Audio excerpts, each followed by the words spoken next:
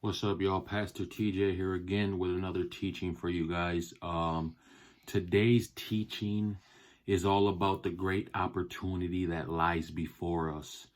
Specifically in this time, we have a great opportunity before us to spread the gospel, to share the gospel, even with those who may have been closed off, uninterested, or had a hard heart towards the gospel. It appears that through this pandemic and global crisis, fear and anxiety is at an all-time high, and some people are more likely and more willing to hear the message of the cross now.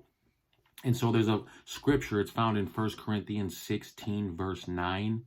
It says, "For a great and effectual door is opened unto me, and there are many adversaries." So you look at the course of a time and the opportunity we have. So in 1 Corinthians 16:9, the Apostle Paul is writing about the strategic doors of opportunity that are open for the gospel and that the adversaries that usually accompany them. And so he goes on, he says, "For a great and effectual door has been opened unto me, and there are many adversaries." Now notice, Paul uses the word great, effectual, door, and has been opened to describe the opportunity set before him. The word great in this verse is translated from the Greek word megale, which means gigantic. The word effectual is the Greek word energes, and it depicts something that is powerful and ready to be set in motion. The word door is the Greek word thora, which typically refers to a door, but in this context denotes a rare opportunity. Finally, the phrase "has been opened" is the Greek word aniago, iogo, which describes something standing wide open. In other words, the door in question couldn't be any more open.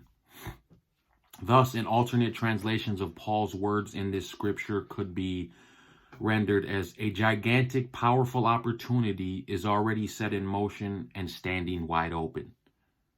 Wow, what a privilege for us as believers. Furthermore, Paul continues on, and he knows that the particular door he's referring to has never been open to anyone else. And he stands in awe of the unprecedented opportunity. Walking through these kinds of doors is impossible without divine assistance, and Paul is fully aware of God's role in the matter. And that is why he specifically specified that this door has been opened unto me. So you think about that and how that relates to us. That these doors, these opportunities to have conversations with our family, our friends, our co-workers, people around us, maybe have never been opened before, and it's a rare and prime opportunity. And Paul's prayer request in 1 Corinthians 16:9 is not for a door to open because it had already been opened, but his prayer request is to receive God's wisdom to deal with the numerous adversaries who were attempting to come against him. Paul uses the Greek word antikeiamino to describe the vast number of adversaries that were sent to attack him. This Greek word describes something set against Paul that was piled high and lying all around him. In other words, he's dealing with more than a few adversaries or minor opposition. It's stacked high on every side against him. What does that mean? It means the enemy is going to try to stop us from stepping through these giant doors of opportunity that God desires to open for us.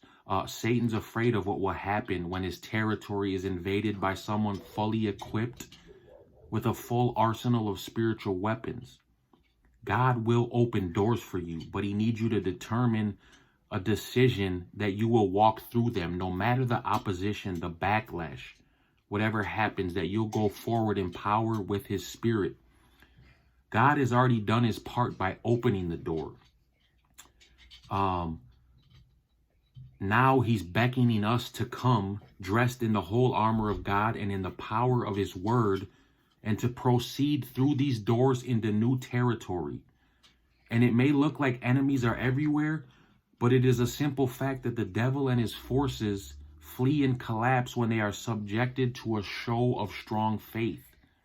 So I would encourage you today, what doors are open now that have never been before for you to share the gospel with people? I specifically have had 3 deep divine appointments with individuals in the last week about the coronavirus, about the state of their soul, about eternity, about their relationship with Creator, that were not open prior to this pandemic. So we have to look at this through a whole lens, a broad scope.